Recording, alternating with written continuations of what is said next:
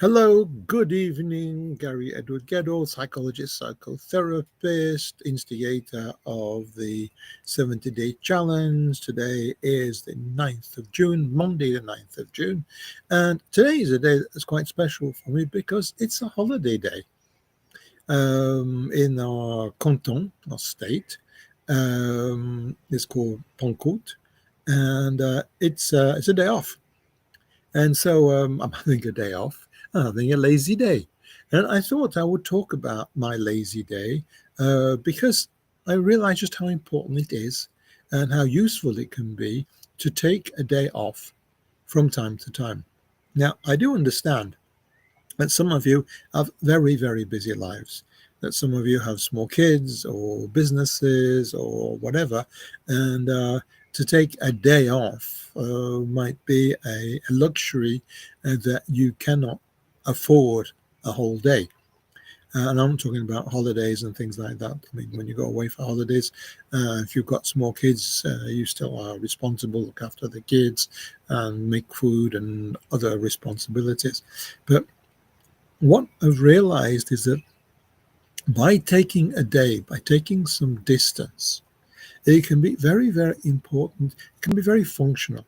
It can be very useful. So that that's the thing that I want to talk about today. Now, so one of the things that I mentioned in the French bit, I talk about this quite a lot, is that today's Monday, and Monday is usually a fasting day. Today, but generally I fast. I don't eat from Sunday night until Tuesday. Maybe I have a coffee in the mornings, and then I eat something at night. And today I'm eating.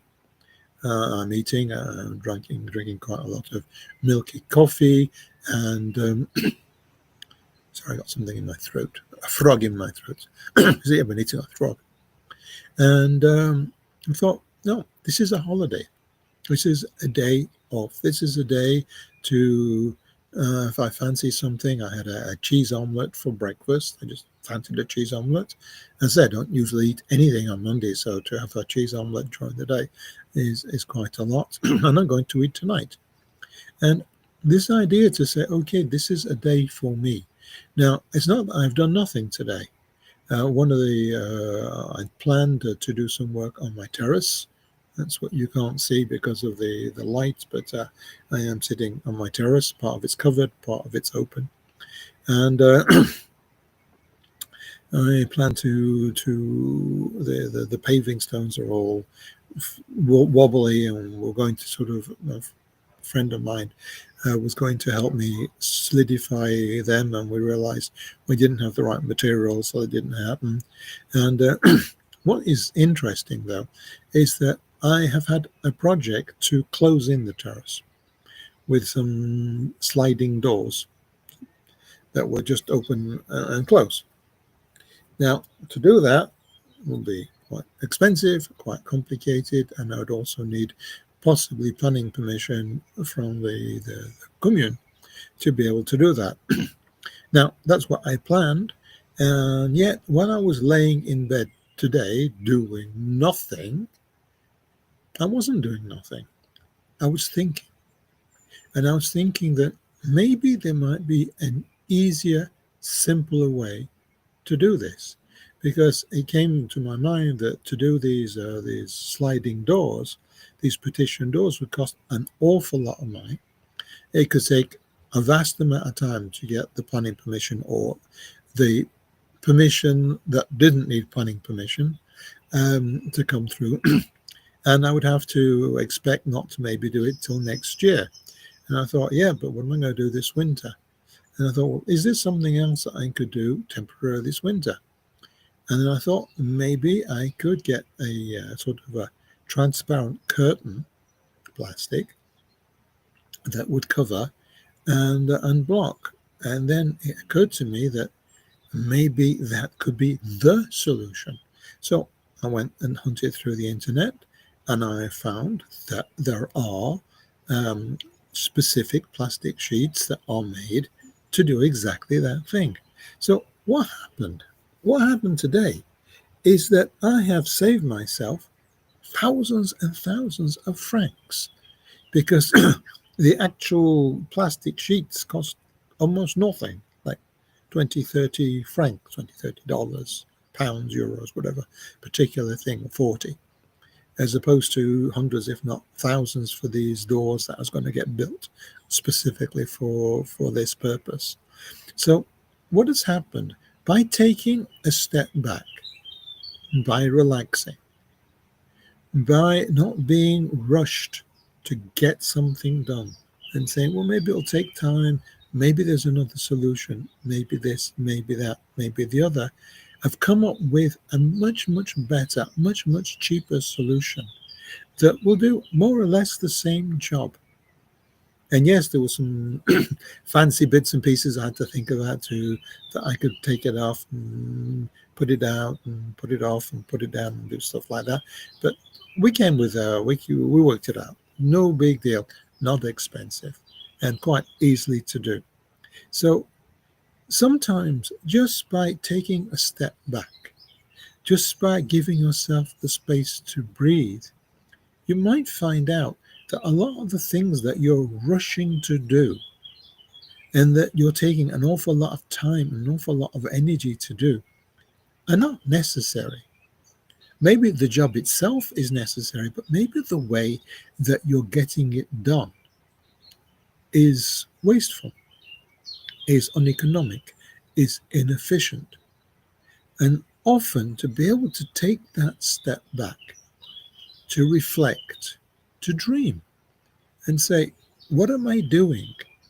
How am I doing it? And maybe there's a better way to do it, a simpler way. Maybe we might go down one or two steps in the the quality of what we do, but maybe that 2 or 3 or 5% on the quality might save 20 or 30% of the resources, which is what I'm thinking about for the terrace. And it's that sort of reflection that can make life so much more comfortable, so much more reasonable. Now, another subject that is important in this idea is functional denial. Now, maybe you've heard me speak about this, and if you have, I apologize. I speak often about the same subjects because they're relevant. We have a trainee that has been with us for a year, and she's fairly often with me. She also goes with all the other therapists, so she gets a bit more of a rounded view of other people's ways of working. And I look at her and I say, have you heard this story before? Or have you heard this before? And she goes, mm-hmm. They say, well, you get to know it better. Maybe at some point I'll ask her for her to tell the stories or to come up with, to explain the theories. Maybe that would be interesting to do. So functional denial. What is functional denial? Functional denial is to look at the cycles of when things need to be done or need to be thought about. So one of the examples that I give is, imagine that you're unemployed and you have a job interview on Friday. Okay, so you're stressed, you know what's going to happen, you really want this job, but you've sent all the paperwork, you've done everything you can possibly do for that job interview. However, you do know also that you need to be well dressed and good to have a bath and wash your hair. And if you're a woman, hopefully if you're just a woman, and also some men, but generally for women, you put up a bit of makeup. So you say, okay, so do I have the appropriate clothes and makeup, even bath and washing stuff, so that for Friday I have what it takes? Now, just for instance, maybe you're thinking about this on a Sunday, because Sunday generally is a day of taking space to reflect about things like that. You look in your wardrobe and you think, nothing really that I think will be appropriate to wear. I could do with some new clothes. So you think, should I go on the internet? You think, no, the internet won't arrive on time. So I need to take an afternoon to go shopping. So you look on your calendar and you see what moment you can take during the week to go shopping. So you organize your calendar. Maybe you write to your boss and say, I need to take this time. The moment that that is done, you should stop thinking about it. Stop thinking about the interview. Stop thinking about what you're going to wear. Stop thinking about it. The next day, when you can go shopping, you think about it again. Think what would be appropriate for me to buy, to wear for the interview. That is appropriate. And then once you bought the things, let's just say on Wednesday, you go shopping and you buy everything you need. And then Wednesday night, again, forget it. Deny it. Relax. And then Thursday night, you have your bath, you prepare yourself, get yourself ready, or maybe you'll shower on Friday morning and you'll get yourself ready. But what is important is you don't fill your mind with worry and anguish every minute between the moment you get the interview and the moment you go to the interview, because you drive yourself crazy. That's not useful. That's not functional. Functional denial is when you block your thoughts from things in moments that's not appropriate. The other example that I give very often is paying bills. Most of us get our salaries once a month, at the end of the month, beginning of the month, depending on how it's organized. And most bills come, we have 30 days to pay them. So a bill arrives, you open the envelope, it's a normal bill, 30 days to pay. Stop thinking about it. Put it in an envelope, you put it in a file, you put it away somewhere, and you let it go. You don't think, oh, I hope I don't have too many bills this month and I don't have this and that. Yes, if you fear that you're not going to have enough money to pay, maybe you should cut down on your spending. But don't think about the bill. Think about the spending.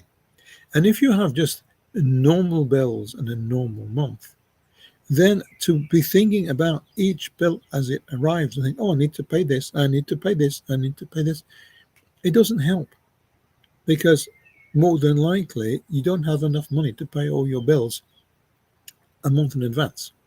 Most of us don't.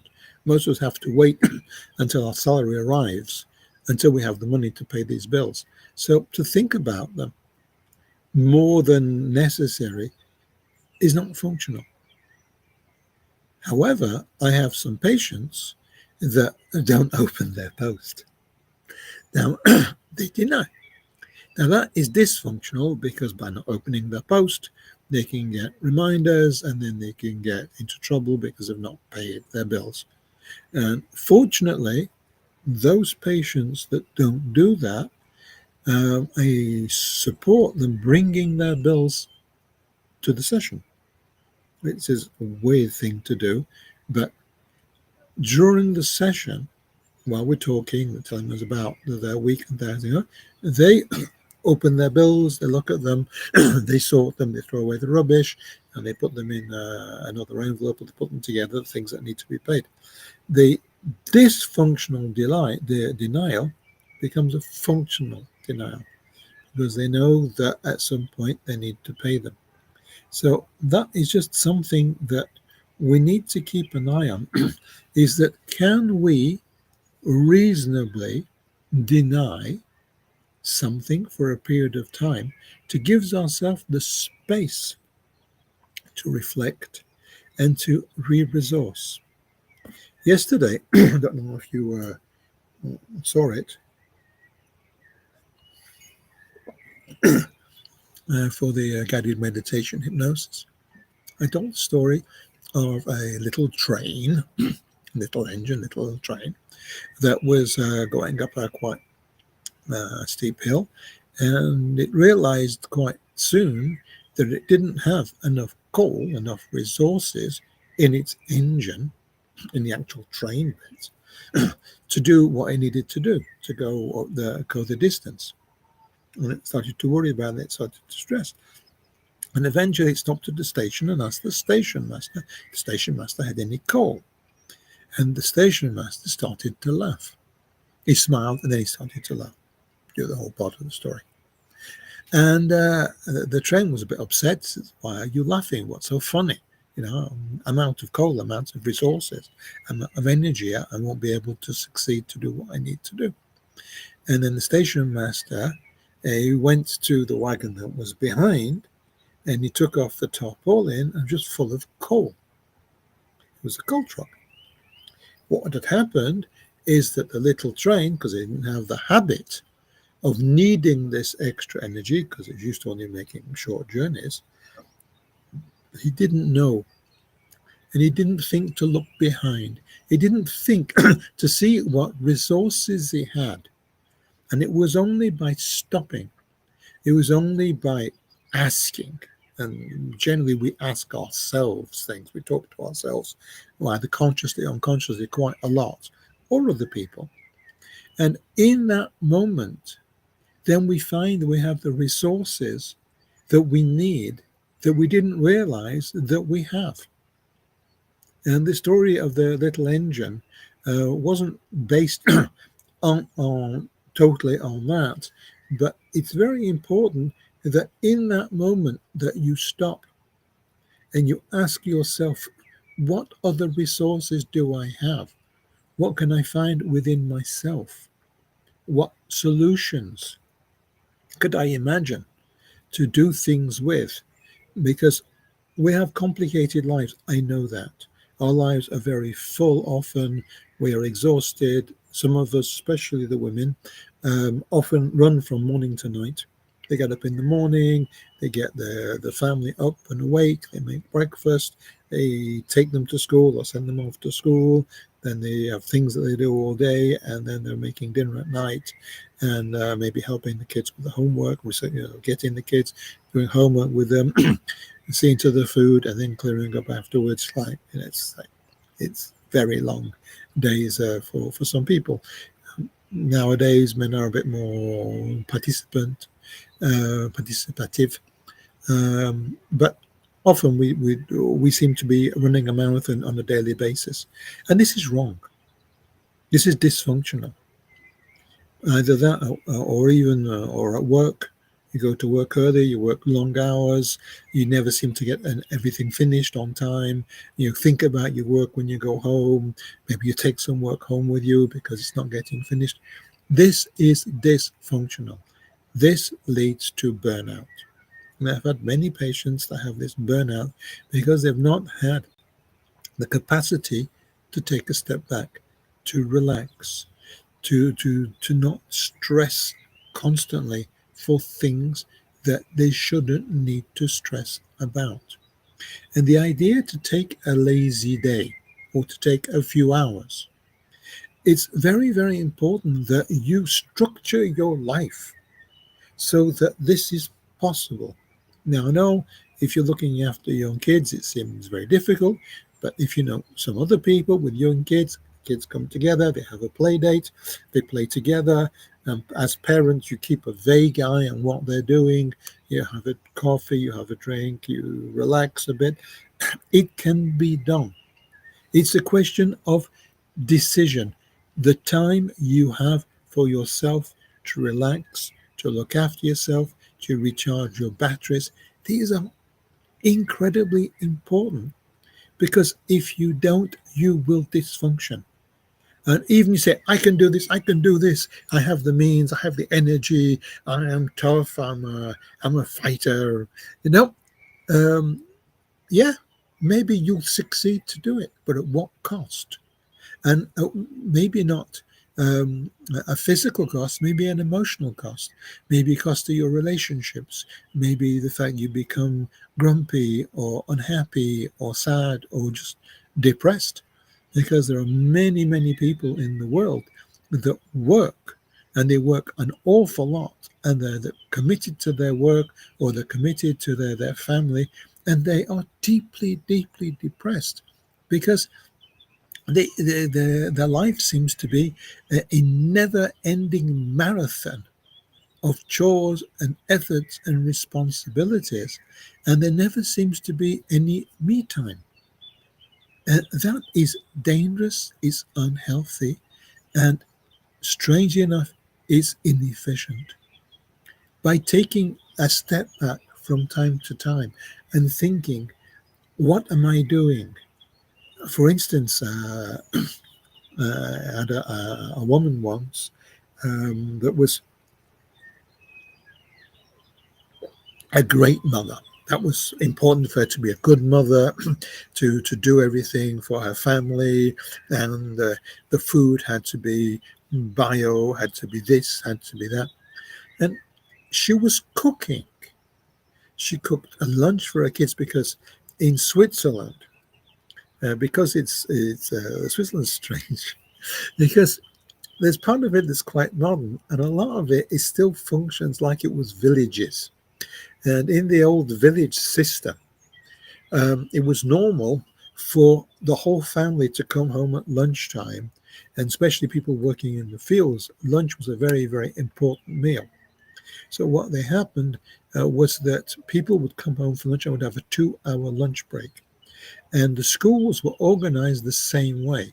So the kids would have a 2-hour lunch break. They would be living close to home. They'd come home, they'd have a good lunch, they'd have maybe a siesta, and they'd go back to school and do a few hours of school, and then they'd come back. And in many parts of Switzerland, it's totally normal for at lunchtime to be no school meals. There was something we call the APEMS, which is the para school system, which is more and more put into place. But generally, it's expected that women, generally, come home, take their kids, bring them home, and feed them, and then take them back to school. So if you think the amount of time that was necessary, that she was invested in making this lunch, this healthy lunch for her kids, she would take them to school. She would go shopping for fresh food every day. Then she would cook them lunch. It would take them quite a lot of time. Then she would tidy up and clean up and then take them back to school. Then she would start tidying, cleaning the house. And then before she turned around, it was time again to start cooking dinner for everybody in the evening with, again, fresh fruit, fresh vegetables, fresh this, fresh that. She was working all hours to be this appropriate mother and wife. And we looked at this and I said, look, you're not doing well. She says, I know I'm not doing well, but there's no way I can do otherwise. And I said, there must be. There must be other things that you can do, even if it's only making much, much simpler food. Just, I want to cook healthy food. And I said, okay. So we started to look at menus. We started to look at food. So we spent quite a lot of time for a couple of sessions looking at food that was quick, that was easy, and that was still healthy. And one of the things we found was bruschetta. What's bruschetta? Bruschetta is toast with things on it. So it's a bit like a pizza, but it's made with a sort of a bread. Bruschetta is a type of bread. And she said, well, I can't make that. I said, why not? She said, well, it's not a proper meal. I said, well, there's the bread. You can make really healthy bread, and you put some olive oil on it, and you put some cheese on it, and maybe some bits of meat on it, and there you go. It's a balanced meal. She said, what about vegetables? I said, okay, make a salad with it. And I had to argue with her until she could understand that she could simplify her life without losing her values. And then she simplified her life. And the kids were very happy with these simplified lunches and things like that. And sometimes they had a meal at night that was much more simplified. Even eventually I got her to make pizza, but she made homemade pizza. But it was still pizza, and it was still simpler. Pizza and a salad. And again, what happened, she started to have more and more time for herself. And the more she had time for herself, the more she started to reflect on what she was doing with her days, and why she was so tired, and why she was so stressed. So it's still the same. It's the same message. The message is, find a way from time to time to take a step back from your busy lives, to take a lazy day or a few lazy hours. And in that time, you recuperate, you refresh yourself, you recharge your batteries, and you reflect on what you are doing. You reflect on what you have to do. And with that space of reflection by yourself or with other people, that's one of the beauties of therapy. The people that come to therapy, they give themselves the hour plus whatever the traveling is, about often once a week, to come to have a space that they can reflect, they can resource themselves, they can offload their stress, they can look after themselves. The therapy space is an incredibly personalized resourcing space for people. So that's the concept of today. And just for the pleasure, ChatGPT and I, because I gave ChatGPT the job, and then I sort of mess around with it, we wrote a poem. And the poem is, Today is a Lazy Day. So I thought I would share that with you just for the pleasure. These are my intelligence classes, because I put them when I'm intelligent, I can think better. It's called Today is a Lazy Day. Today is a lazy day, that's for sure. I yawned at ambition and stayed on the floor. My to-do list looked up with a hopeful glance. I gave it a shrug and a slow, relaxed dance. My slippers are working a full-time shift, while my energy levels refuse me to lift. The laundry sighed, "Hey, how about me?" But I silenced it swiftly with afternoon tea. I meant to be useful. I really did try. Then blinked, and the sun was out of the sky. The dishes unwashed. The inbox a mess. But my lounging technique a flawless success. The cat joined me too, in a perfect sprawl. And we judged the world from the foot of the wall. I'd vacuum, I swear, if my arms would agree. But they're both on vacation, along with my knee. So cheers to the cushion, the blanket, the nap, the art of reclining, the snack from your lap. Some call it lazy. I call it a gift. A day with no purpose, but spirits to lift. So tomorrow I'll hustle, tomorrow I'll play. But today, my young friend, is my lazy, lazy day. This has been my lazy day. Thank you for your time. Thank you for your attention. I hope you found this interesting, useful, and even a bit amusing. Please like, subscribe, share, comment, whatever. And as today is Monday, I have Tuesday, Wednesday, and Thursday evenings that I'll be talking about something hopefully interesting and useful. And then Saturday afternoon, as usual, at, the Tuesday, Wednesday, Thursday is at 8:30 p.m. CEST.